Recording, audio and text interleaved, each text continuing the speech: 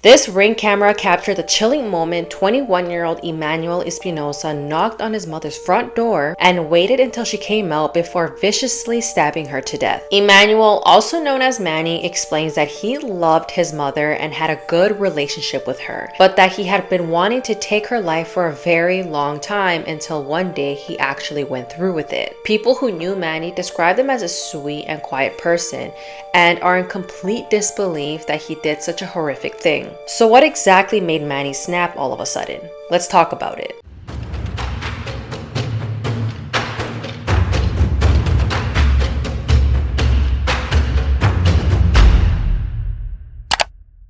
Elvia Alvarado Espinoza was born on July 13th, 1977, making her 46 years old today. She began her career as a secretary at Frostproof Middle School and then moved on to teach second grade. Those who knew Elvia in the community, teachers, staff, all described her as a sweet person who always had a smile on her face and had something nice to say to everyone. One of her friends said that Elvia loved teaching and had worked really hard to be where she was in her career. Elvia was loved and respected by her staff and students and everyone in the community. In total, Elvia had 3 children, 1 girl and 2 boys, Manny being the youngest child. Now, let's talk about 21-year-old Manny Espinoza. He graduated from high school in 2020 as number 1 in his class and was even his grades valedictorian. I want to thank God, my brother, my sister for being the best siblings ever, and my mom and dad for sacrificing so much and for being the perfect role models. Then Manny went on to attend the University of Florida and was currently in his 4th year and was looking forward to attending med school after graduating. Manny was described as brilliant by many students. But not only was Manny described as a smart kid, people also said he was quiet, respectful, and basically no one had anything negative to say about him. So as you can see, people spoke highly of Elvia and Manny and also said that their son-mother relationship was normal. No one ever suspected that something this horrific would happen on the afternoon of April 6, 2024. On the morning of April 6th, Elvia called her son to catch up. Manny lived in Gainesville, close to the University of Florida, and his mother was in Frostproof, which is about a 2.5 to 3 hour drive. Manny and his mother spoke on the phone almost every other day, so it was pretty much a routine for them. But on this Saturday morning, when Elvia spoke to Manny, she told him that she missed him and wanted to drive up to his school to visit him. But instead, Manny said that he would drive over to Frostproof because he was planning to visit his grandfather who lived close to his mother's house. So the plan was that Manny would go and visit his grandfather, and while he was in the area, he would spend time with his mother and stay the night at her house until it was time for him to go back to Gainesville and attend school. Elvia agreed. She said, this sounds like a great plan, and they were both looking forward to it. So Manny packed his stuff and then he drove from Gainesville to his mother's house in Frostproof and arrived at around 2:00 p.m. on that day. Now, this is where things take a really dark turn. Elvia's door ring camera captures Manny waiting in front of her door with a knife behind his back. Once Elvia opened the door, Manny went after her and attacked her more than 70 times. And this is so disturbing, but while Elvia was opening the door, she was on the phone with her brother. They were just catching up, having a conversation when all of this went down. Can you imagine being her brother and out of nowhere you're hearing your sister scream and beg for her life? I just can't. Now, Manny told investigators that before he approached his mother's front door, he put on his headphones and blasted a song by Jay-Z and Kanye West called No Church in the Wild. So basically, he was listening to the song while he was doing this to his mother. Manny basically confessed to everything and said that his mother tried to run away from him, but he was able to pin her down and her multiple times until she was no longer moving. And this case just continues to get more disturbing. When Manny was done doing what he did to his mother, he walked over to the sink and began washing his hands and his weapon. While washing his hands, he realized that he cut his finger, so he turned over to his mother and asked her for the Neosporin. When his mother didn't reply, that's when he realized she was gone. And this really makes me wonder what kind of mental state Manny was in when all of this happened. It just makes no sense how someone can do something like that and then completely forget what they just did. Manny then called 911 and told them what happened. Yes, tell me exactly what happened. I killed someone. Okay, I've got help on the way. Stay on the line. What? Get some information from you, okay? What is your name? Is it? Man. Stay on the line with me, okay? I've got help on the way for you, okay? Okay, sir. Pocket? Okay, I want you, yes, sir, I want you to take everything out of your pockets, and I want you to keep your hands out of your pockets, okay? Yes, sir. Okay, how did this happen?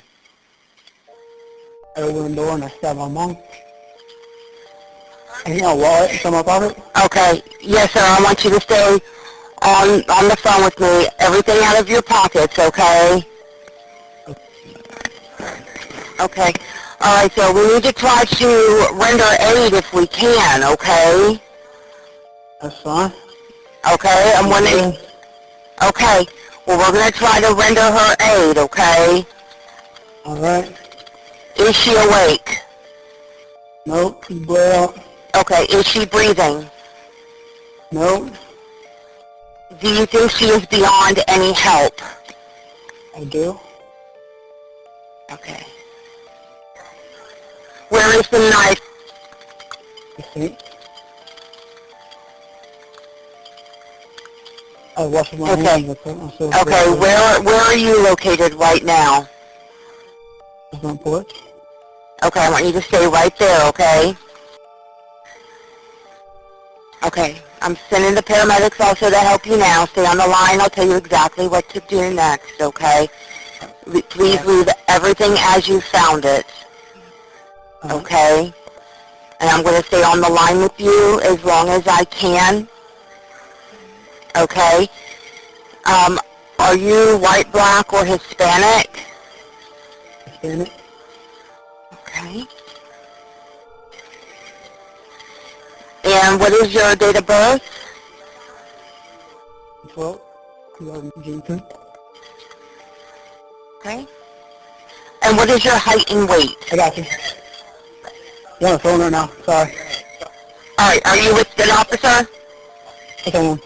Okay, we can disconnect. The calmness in his voice is what really gets me. Now, something that's very unusual about this case is that when Manny spoke to police, he told them that he loved his mother and he rated their relationship an 8 out of 10, and that he only decided to take her life was when he was driving to his mother's house on that day. And then he said that he's been wanting to take his mother's life for years because she got on his nerves. So Manny was having these thoughts and feelings for a while, but on that day, he snapped, and on his way to see his mom, he decided, okay, today is the day. And this is something that really shocks me because people who tend to commit these crimes usually plan it out for a while. They decide where they're gonna do it, what time, when, they have a whole plan in place, but Manny didn't. Investigators still don't know why Manny decided to do this on this specific day, especially since him and his mother were on good terms. There was no fight, and he just decided to take her life. It just doesn't make any sense. Investigators searched Manny's place in Gainesville and found no signs that he was planning to do this. So in no way was it premeditated, which in my opinion, I don't know, it just feels a lot more disturbing. Manny then goes on to tell investigators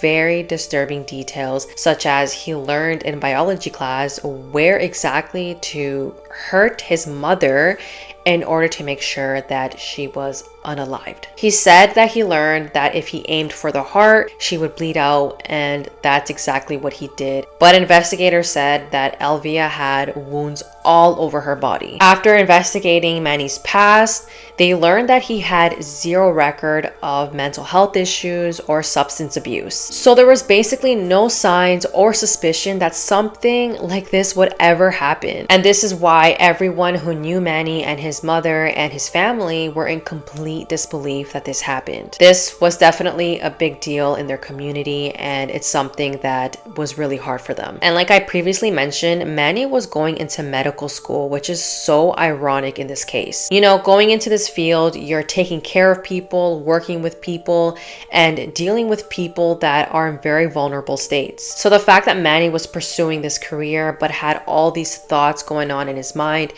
it just really makes me wonder. Manny was charged with first-degree murder and is currently being held at the South County Jail in Polk County. And if convicted, Manny faces life in prison. This is one of those stories that I just can't wrap my head around. Manny and his mother were in good terms on that day, so seeing all of this unfold on that same day is just super unexpected. I just hope that Elvia's 2 other kids are doing okay. I hope our family's doing okay and that they're able to heal from this, even though I know it's going to be hard. Have you guys heard about this case? Let me know. Other than that, that is it for today's case. Make sure to like this video and subscribe if you want to see more videos like this. By the way, I reached 30K on YouTube, and I know that's not a huge number, but it makes me really excited, and I just wanted to say a big thank you to you guys. Don't forget to hit the bell when you guys subscribe so you're notified about any future videos, and I'll see you guys in my next video. Bye.